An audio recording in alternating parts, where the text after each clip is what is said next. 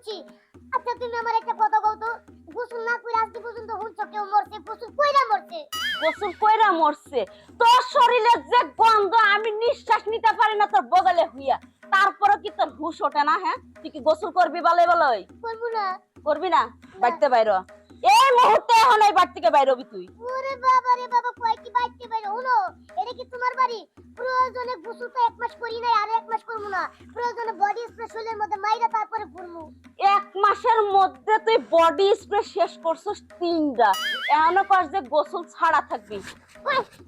তোর আজকে এমন ছাতলাম বাইর হ, কি বাইর হ। কি আমি বাইরামু? তুই বাড়ি থেকে বাইরে হয়ে যাবে এখন। আমি যদি আজকে বাইরে যাই, হ্যাঁ। তোর কপালে খারাপ হইব।